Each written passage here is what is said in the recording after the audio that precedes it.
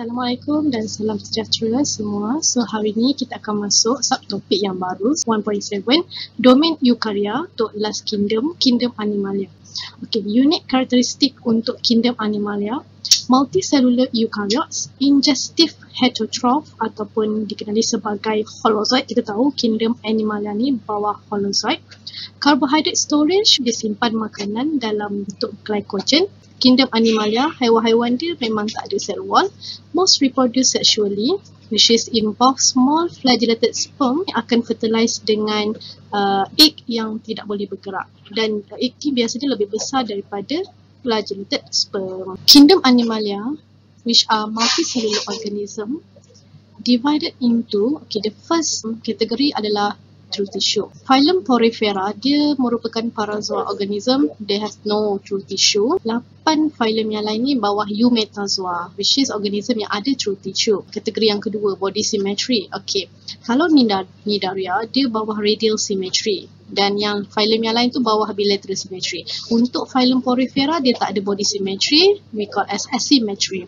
Dan untuk kategori yang ketiga, germ layer.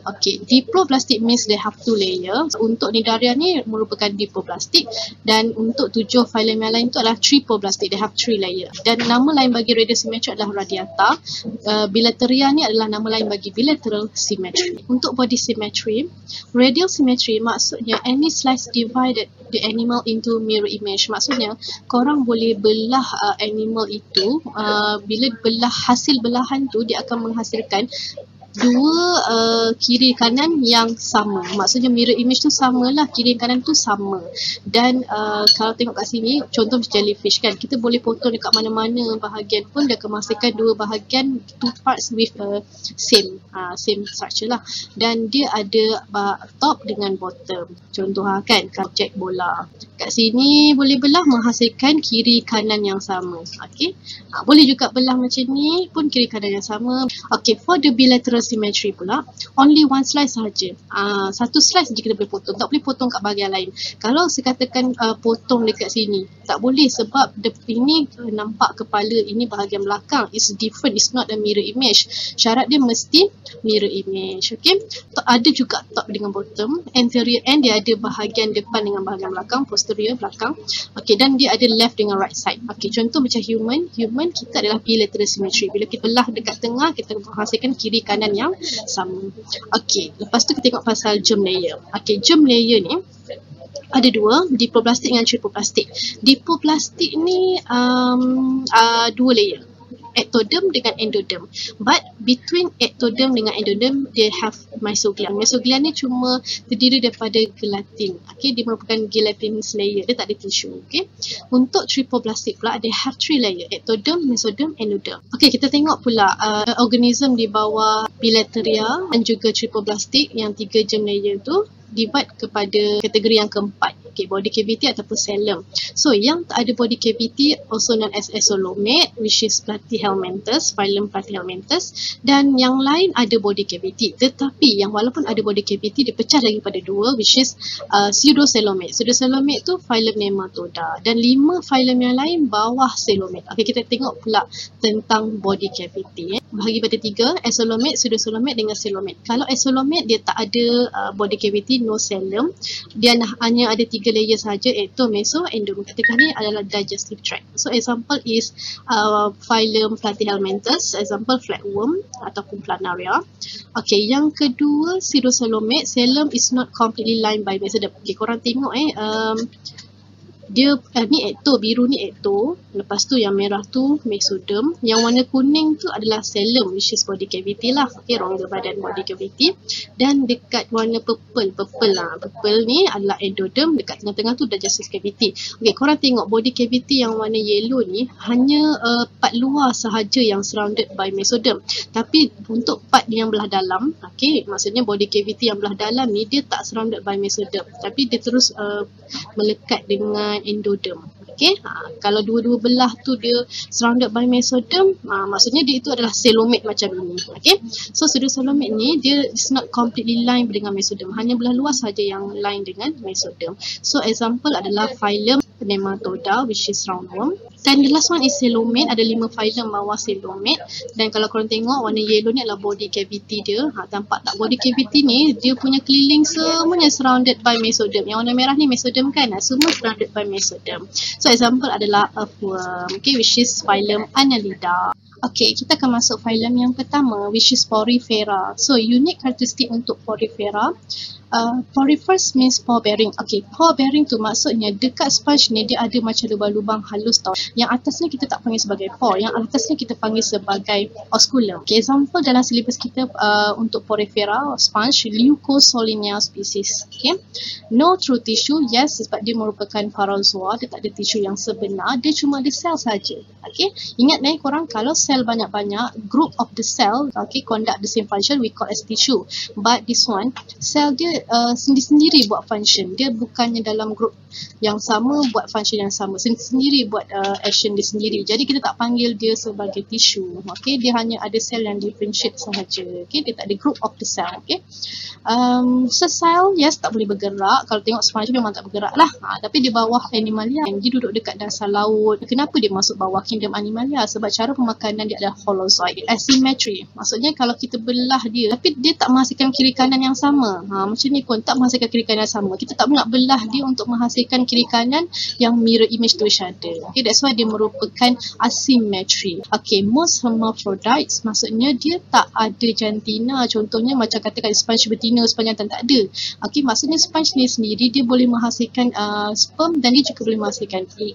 Okay, dan nampak ini gambar struktur ni, dia boleh menghasilkan sperm dengan egg, dia akan release kat luar. Dan untuk Porifera sponge, dia akan undergo external fertilization. Maksudnya sperm dengan egg tu dia akan undergo external fertilization tu dekat dalam air lah. Okay, reproduction dia asexual, which is fragmentation and untuk asexual, fragmentation and regeneration. Okay, maksudnya dia boleh buat tunas yang baru. Maksud dia regeneration. Kalau patah dia akan regenerate yang barulah. Okay, nampak tak yang lubang-lubang ni? Ini lubang-lubang ni yang kita panggil sebagai pore. Okay, body wall dia perforated with holes, consists of porocyte. Porocyte ni adalah sel yang membuat pore. Okay, ini porocyte ni yang membuat pore. Kalau tengok yang warna pink ni, yang warna pink ni adalah sel, nama dia porocyte, dia lah yang akan buat pore. Nama lain bagi pore adalah ostia. Okay, dan sponge ini dia merupakan suspension feeder. Cara makan dia, okay, air dia akan masuk melalui pore. Ostia ni kan, dia akan masuk, air masuk melalui ostia ni, dia akan terkumpul dekat spongosil dan dia akan keluar melalui osculum. Okay, so bila air masuk dekat situ, itu cara water system for the Porifera sebenarnya. Dia akan capture food particle yang dalam air tu. Bila air tu lalu kan mesti ada food particle yang kecil-kecil kan. So macam itulah dia akan trap food particle in the water. Dan apakah sel yang akan trap the food particle tu? Ini dia sel yang warna purple ni. Nampak tak ni? Macam yang berekor. Yang ekor tu flagellum. And then sel ini ada skirt tau. Skirt ni kita panggil sebagai kola. Okay, so dia akan trap lah food particle tu dekat kola dia. Macam itulah cara dia makan lah.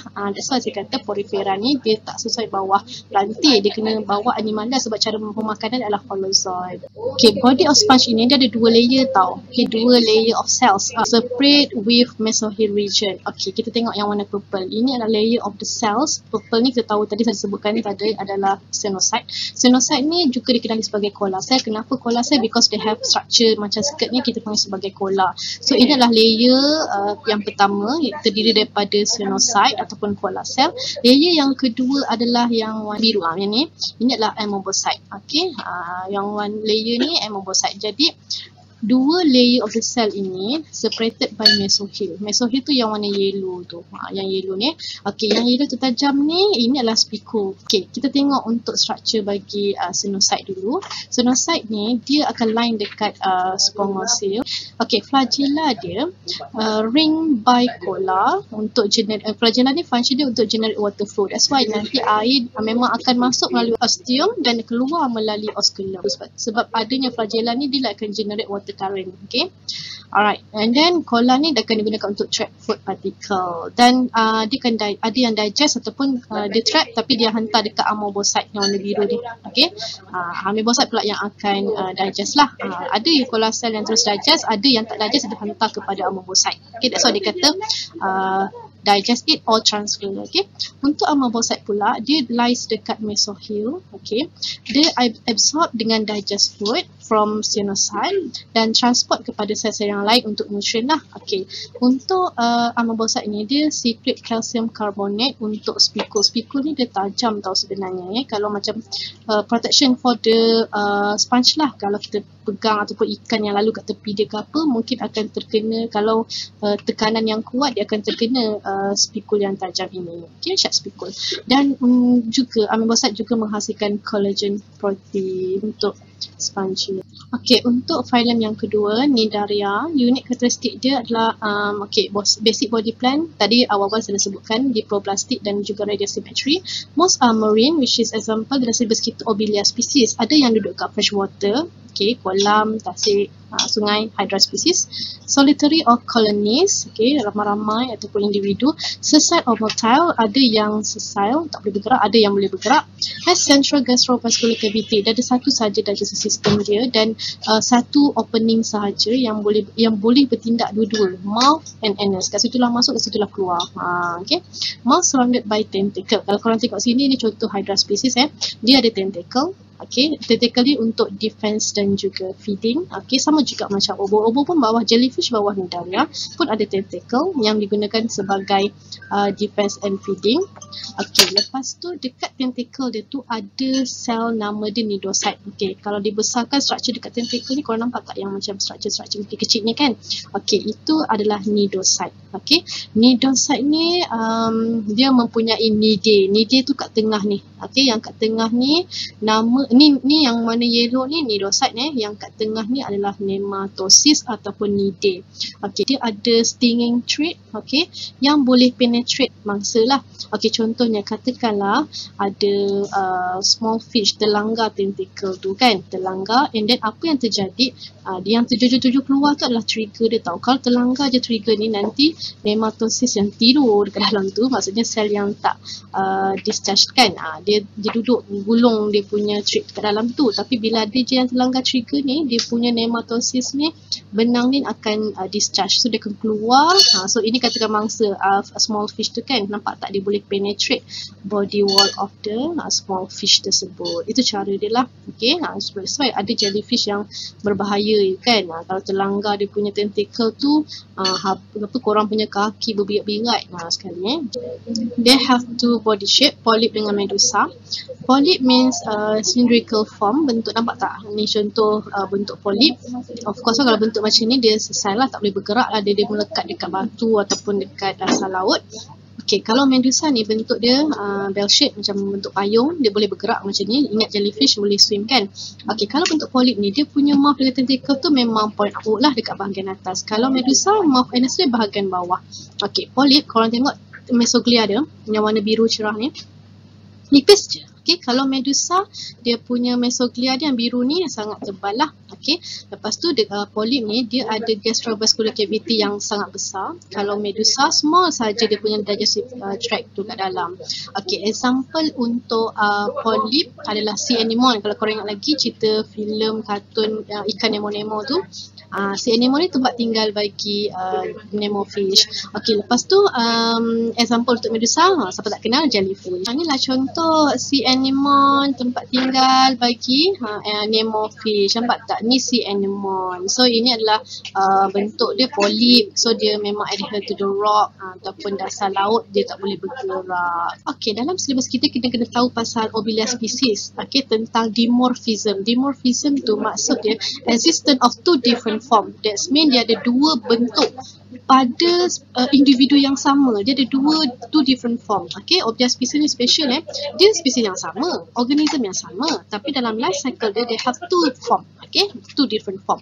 Okay, kita tengok kat sini. Ini adalah form polyp, bentuk polyp. Okay, dan polyp dia ni, dia ada yang feeding polyp, ada yang reproductive polyp. Nak bezakan feeding polyp dengan reproductive polyp ni, feeding polyp of course dia have tentacle, dia ada mouth and anus. Kalau reproductive polyp ni, dia toggle je, dia tak ada tentacle lah. Okay, reproductive polyp ni dia akan boleh menghasilkan medusa. Medusa ni bentuk payung bell shape tu, nampak tak? Pada Obelia spesies yang sama, tapi they have two different form.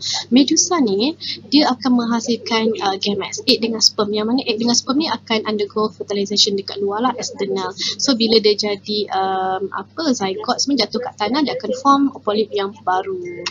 Okay, kita akan masuk filem yang ketiga, cacing dah. Masuk dah 3 filem antara 9 ni adalah filem cacing. Okay, so cacing yang pertama, filem yang pertama bagi cacing, filem Platyhelminthes. So example, tapeworm, Tania species. Ni dalam usus ada cacing, nama dia Tania saginata, known as flatworm. Okay, kenapa nama dia Platyhelminthes, plat kat depan tu korang boleh ingat dia flatworm lah. Okay, flatworm, flatten body. Okay, sebab dia flatten body, korang boleh nampak structure dia flat. Lagilah tapeworm pun memang flat kan. Unsegmented body, dia tak ada segmented. Body plan dia, okay, triple plastic, axolomate dengan bilateral symmetry. Most are parasit. Kalau korang tengok ni, flax ni dia duduk dekat dalam badan manusia, as a parasit.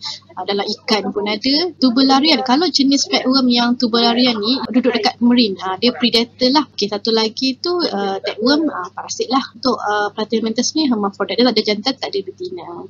Okay, ini adalah contoh tubularia yang free living dekat marine, okay, dasar laut. Contohnya lah Pseudocerus bifurcus. Okay, Platyhelminthes ni they have Protonephridia as excretory organ. So korang boleh tengok Protonephridia, kalau dibesarkan Protonephridia tu terdapatnya flame bark. Okay, ini structure dia. Sebagai excretory organ, disingkirkan bahan yang tak nak dekat body dia tu keluar dekat structure Protonephridia. Dia simple nervous system.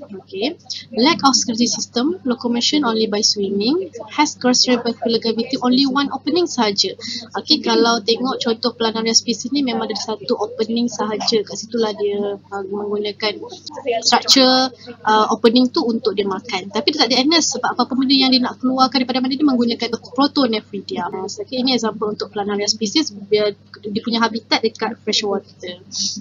Okay, korang catat kod untuk Google Form sekejap lagi. Lepas korang tengok video ni, korang kena jawab soalan dalam Google Form. Mesti dapat jawab tu ikut berapa markah yang saya nak. Kalau tak lepas, korang dikira tak hadir. Okay, sebab korang tak tengok video saya. Okay, ini kod dia. Okay, filem untuk cacing yang kedua, Nematoda. Example, roundworm, Ascaris species. Ini contoh Ascaris species. Okay, bentuk dia cylindrical dan dia ada tapered posterior dan juga blunt. Okay, kalau hujung dia tirus tapered macam ni, ini adalah belakang dia lah, posterior. Kalau dekat depan tu blunt, tumpul, maksudnya itu adalah bahagian depan dia, anterior. Okay, dia tak ada distinct head, maksudnya kepala yang nampak bentuk kepala macam kita kan, kita ada bentuk kepala yang berbeza dengan badan kita kan. So untuk yang Nematoda ni dia tak ada distinct head, kita tak nampak pembahagian kepala tu tak kat mana macam tu. Mode of nutrition dia decomposers, free living, parasite, ada yang duduk dekat dalam badan. Okay, body cover by tough cuticle, memang sangat dia punya body ni sangat tough. Okay, unsegmented body, dia tak nampak licin, dia tak ada segmen-segmen, dia jalur tak ada. Body plan dia triple plastic, pseudocelomate, bilateral symmetry.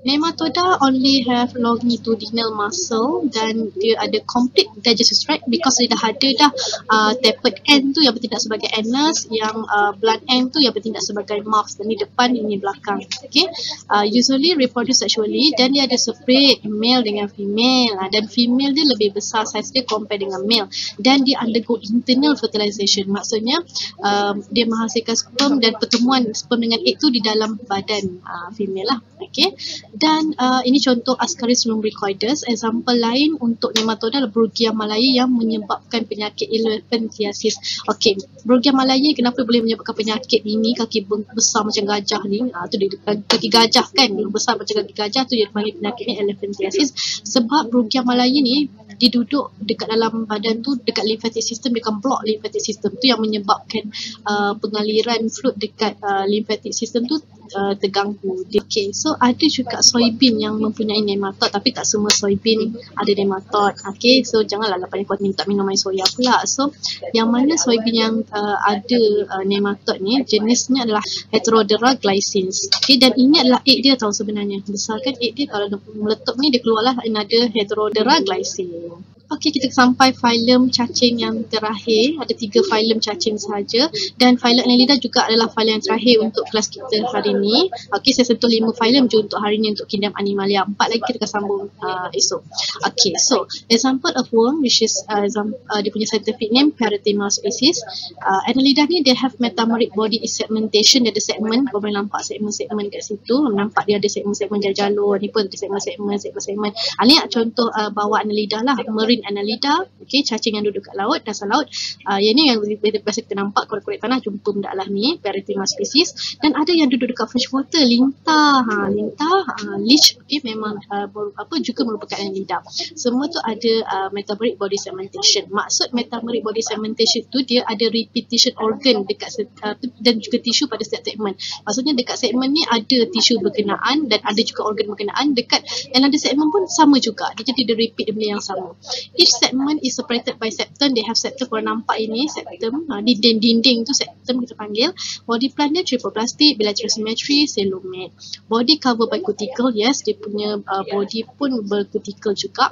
Dan dia ada seta. Okay, nampak tak kau ni? Seta macam halus di bulu tu. Okay, seta dia ni berkitin. Setiap segmen ada seta, tapi dekat leash sahaja tak ada seta. Kalau korang tengok marine Annelida ni memang besar gedabak seta dia, memang jelas nampak. Tapi kalau untuk Parathema species earthworm kita tak nampak. Kena tengok bawah mikroskop baru nampak dia ada seta. Seta ini adalah untuk memerangkap makanan lah. Dia menggunakan hydrostatic skeleton untuk dia move. Dia punya respiration memang menggunakan wet skin lah. Kalau korang tengok memang earthworm ni dia macam lembik-lembik, macam basah-basah, lendir macam tu kan. So memang itu memang perlu untuk dia punya skin tu basah, wet skin untuk dia respiration. Closed circulatory system, complete digestive tract. Yes, dia ada mouth dengan anus kat belakang, itu dah kira complete dah. Metanephridium as excretory organ. Dekat setiap segmen tu ada metanephridium untuk dia buang bahan, untuk dia buang-buang benda itu melalui excretory organ ini, metanephridium. Dan dekat metanephridium tu dia ada nephrostome. Nampak nephrostome tu untuk remove the waste, benda yang tak nak daripada body. Okay, reproduction dia untuk Annelida ni, earthworm ni sama macam Platyhelminthes, hermaphrodite. Maksudnya tak ada cacing betina, cacing jantan tak ada. Dan setiap cacing tu dia boleh menghasilkan egg, boleh menghasilkan sperm. Sebab dia tak ada jantina, dia dua-dua dia boleh hasilkan. Sexual reproduction dia by cross fertilization. Okay, maksud cross fertilization tu dia melibatkan dua cacing tau. Mesti ada dua organism Annelida earthworm. Okay, dekat slitellum, structure slitellum ni dia akan secret mucus cocoon. Mucus cocoon ni adalah macam lendir macam tu, boleh nampak macam mana putih ni. Okey, dia adalah tempat pertemuan egg dengan sperm untuk undergo fertilization. Dan kenapa saya kata cross fertilization kat sini for the Parathema species? Okey, maksudnya korang tengok ini adalah slitellum bagi cacing dekat yang bawah. Ini adalah slitellum bagi cacing dekat atas. Okey, so nanti dua-dua tu tempat untuk pertemuan egg dengan sperm. Maknanya dua-dua tempat, dua-dua dekat slitellum tu berlakunya fertilization. Itu maksudnya cross fertilization. Maksudnya kat bawah ni mungkin dia bagi sperm dekat bahagian ni, kat sini bagi egg. Kat atas bagi sperm kat sini, yang ni bagi egg. Itu maksudnya cross fertilization. Okay, korang kena tahu juga perbezaan antara comparison antara three worms ni. Kalau persamaan dia tiga-tiganya triploplastic bilateral symmetry, tapi kalau differences dia, Platyhelminthes ni isolomate, tahu tak ada xylem. Nematode ni pseudoxylomate, Annelida tu xylomate. Nampak tak tiga cacing ni kenapa dia ada bawah tiga filem yang beza? Sebab dia punya body xylem, body cavity. Lepas tu Platyhelminthes dengan nematode memang body dia licin, dia tak ada segmen yang macam jalur-jalur tu. Tapi Annelida dia ada segmen body dia which is metamery. Okay, lepas tu body dia, kalau Platyhelminthes tu flat flatten body, nematode elongate body with pointed end, Annelida elongate body lah. Okay, lepas tu Platyhelminthes ni memang dia punya digestive tract tu incomplete, dia ada mouth saja, also function as anus. Nematode dengan Annelida dah ada mouth dengan anus. Okay, Platyhelminthes reproductive system dia hermaphrodite, sama macam Annelida hermaphrodite, tapi nematodes ni dia separate side, dia ada jantan dengan betina. Platyhelminthes Annelida tak ada jantan, tak ada betina. Okay, korang, sekian saja hari ini.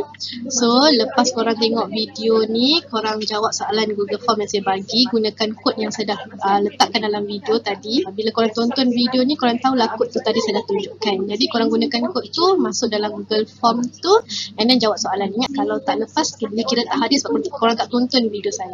Okay, that's all for today. Bye. Catch 'em all.